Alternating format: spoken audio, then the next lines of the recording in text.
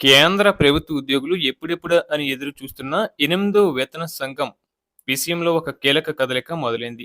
ఈసారి కేవలం జీతాలు పెరగడమే కాకుండా కరువు భత్యం డిఏ లెక్కించే పద్ధతిలో కూడా భారీ మార్పులు వచ్చే అవకాశం కనిపిస్తుంది. All India defence employees federation ప్రభుత్వం ముందు పెట్టిన ఒక ప్రతిపాదన ఇప్పుడు ఉద్యోగుల టేక్ హోమ్ శాలరీ లెక్కలను పూర్తిగా మార్చేసేలా ఉంది. డిఏ లెక్కింపు పద్ధతిలో మార్పు ఎందుకు? రక్షణ రంగ ఉద్యోగుల సంఘం వాదన ప్రకారం ప్రస్తుతం డిఏను లెక్కించే విధానం పాతబడిపోయింది. 8వ వేతన సంఘం ప్రశ్నావళికి సమాధానంగా వారు 18 ప్రధాన డిమాండ్లను పంపారు. ప్రభుత్వం చూపే కాగితపు ద్రవ్యోల్బణం కంటే మార్కెట్ ద్రవ్యోల్బణం నిజమైన ధరలు చాలా ఎక్కువగా ఉందని, కాబట్టి లెక్కింపు విధానం మారాలని వారు కోరుచున్నారు.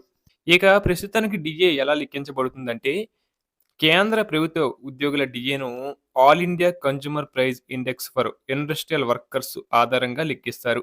లేబర్ బ్యూరో ప్రతి నెల సేకరించే నిత్యావసర వస్తువుల ధరలు సగటు ఆధారంగా ఏడాదికి 2 సార్లు జనవరి మరియు జూలై నెలలో డిఏను పెంచుతారు. ఇక ప్రస్తుత ఫార్ములాలో ఉన్న లోపం ఏంటంటే, ఏఐసిపిఐ లెక్కించే వస్తువుల బాస్కెట్‌లో చాలా వస్తువుల ధరలను రేషన్ లేదా సబ్సిడీ ధరల ప్రకారం తీసుకుంటారని ఏఐడిఈఎఫ్ అభ్యంతరం వ్యక్తం చేస్తుంది. కానీ వాస్తవానికి ఉద్యోగులు, పెన్షనర్లు బయట బహిరంగ మార్కెట్‌లో అధిక ధరలకు వస్తువులను కొనుగోలు చేస్తారు. దీనివల్ల ప్రభుత్వం ఇచ్చే డిఏ పెరుగుతున్న అసలైన ఖర్చులకు ఏమాత్రం సరిపోవడం లేదని వారు వాదిస్తున్నారు.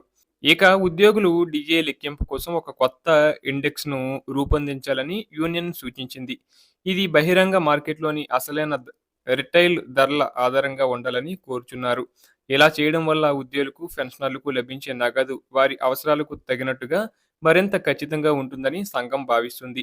అలాగే 8వ వేతన సంఘం ముందున్న ఇతర కీలక డిమాండ్‌లేంటంటే, అగ్నివీర్ వంటి స్వల్పకాలిక నియమాలను రద్దు చేసి రెగ్యులర్ సర్వీస్‌ను కొనసాగించాలని, అలాగే వార్షిక ఇంక్రిమెంట్‌ను ప్రస్తుతం ఉన్న 3% నుంచి 6%కి పెంచాలని, అలాగే 30 ఏళ్ల సర్వీసులో కనీసం 5 గ్యారంటీ ప్రమోషన్‌లు ఇవ్వాలని డిమాండ్ చేస్తున్నారు. ఇక పాత పెన్షన్ విధానాన్ని మళ్ళీ అమలు చేయాలని, ఒకవేళ 8వ వేతన సంఘం డిఏ లెక్కింపునకు ఈ కొత్త ఫార్ములాను ఆమోదిస్తే ఉద్యోగుల ప్రాథమిక వేతనంతో పాటు అలవెన్స్‌లు కూడా ఊహించని రీతిలో పెరుగుతాయి. అది ముఖ్యంగా మధ్యతరగతి ఉద్యోగులకు మరియు వృద్ధ పెన్షనర్లకు ద్రవ్యోల్బణం నుండి గొప్ప ఉపశమనాన్ని కలిగిస్తుంది.